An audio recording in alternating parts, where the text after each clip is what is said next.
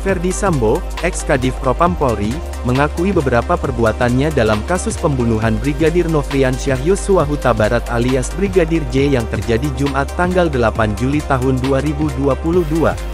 Pengakuan tersebut disampaikannya saat hadir sebagai saksi sidang kasus obstruction of justice atau perintangan penyidikan dengan terdakwa Hendra Kurniawan, Agus Nurpatria, dan Arif Rahman Arifin.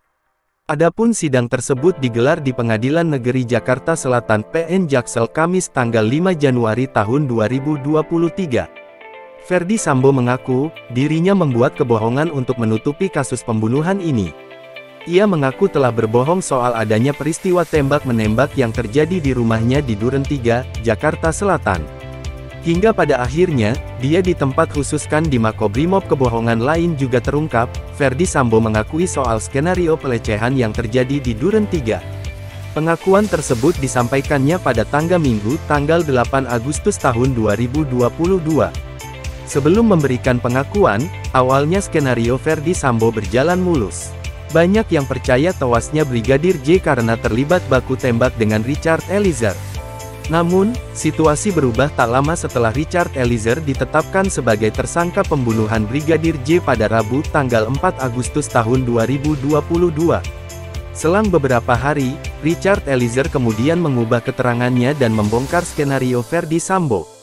Jadi di tanggal 5 Agustus yang mulia, saya ditelepon rekan saya, pejabat utama di Mabes Polri, menyampaikan, "Bro, ini Richard mengubah keterangan," kata Sambo di hadapan majelis hakim. Dia bilang, Richard sudah buat keterangan, kemudian sudah dipanggil pimpinan Polri di tim khusus Polri, bawa senjata dia. Richard, itu kamu, Sambo ambil, kemudian kamu yang nembak Yosua, lanjut rekanannya itu yang belakangan diketahui adalah perwira bintang 2 yang bekerja di bagian TIK. Mendengar informasi tersebut Ferdy Sambo sempat terkejut, namun pihaknya tidak akan percaya jika tak ada berita acaranya. Kamis pagi sekira pukul 5 waktu Indonesia Barat, berita acaranya pun keluar. Ferdy Sambo sempat membacanya dan siap datang untuk bertanggung jawab. Kendati demikian Ferdy Sambo tak serta-merta mengakui kebohongannya.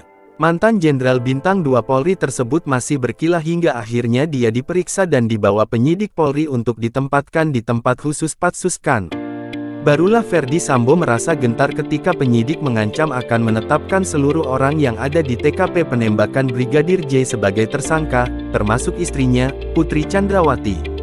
Saya akhirnya mengakui karena waktu itu di tim sus menyampaikan bahwa semua akan kita jadikan tersangka di rumah Duren 3, istri saya, kemudian Ricky Rizal Kuat Ma'ruf Richard Eliezer, dan saya.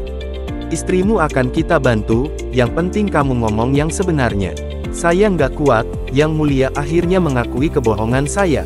Saya pikir istri saya tidak akan dijadikan tersangka karena dia kan tidak tahu apa-apa dan korban, tapi kemudian seperti ini, Yang Mulia. Saya pasti merasa bersalah, Yang Mulia, kata Sambo.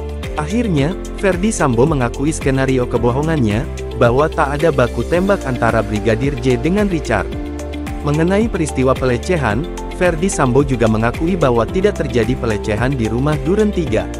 Namun, sampai saat ini pihaknya masih bersikukuh mengatakan bahwa pelecehan terjadi di rumah Magelang, Jawa Tengah, sehari sebelum penembakan.